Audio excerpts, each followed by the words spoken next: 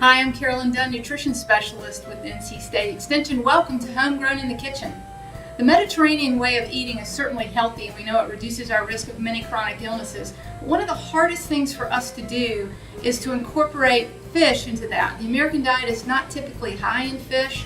We might not know how to cook fish, but I'm going to show you today a foolproof way to cook salmon. And this is a quick after-work recipe. It's certainly one of my go-tos. And salmon is one of those fish that has those healthy omega-3s. So here we have 2 pieces of salmon that's been portioned, about 5 ounces. It has the skin left on. And I left the skin on for a reason. It helps hold it together so that when we're cooking it, it doesn't fall apart. You can choose to eat the skin or not. It's certainly edible, but a lot of people choose not to eat the skin.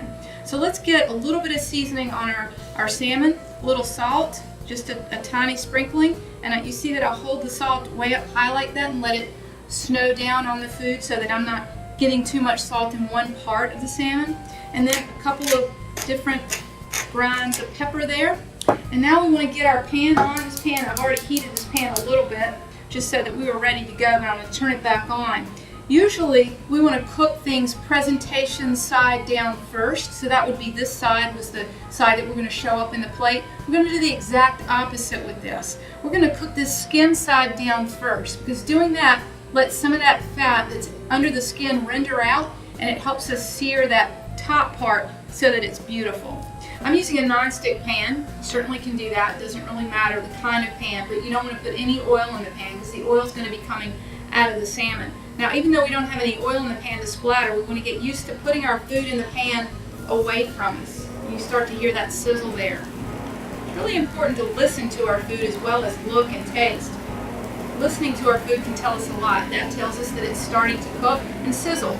So I'm going to start my timer for 6 minutes. And depending on how done you like your salmon, you might want to increase that or decrease that. But I think 6 on each side is about a good place to start. Okay, so it's been 6 minutes. So we're going to flip our salmon. Now keep in mind I've not moved this so it gets that nice sear on the bottom. So I'm going to turn it, and you see that nice brown sear. We're going to hope to get that on the other side as well, so that when we present it on our plate, it'll be golden brown and seared. See you in another 6 minutes. Okay, it's been 6 more minutes on the presentation side. You see some of the fat that's been rendered out of the salmon.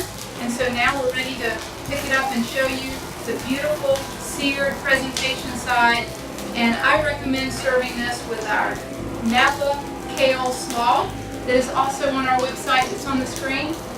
This salmon was purchased fresh, but certainly frozen salmon is good too. Salmon freezes beautifully.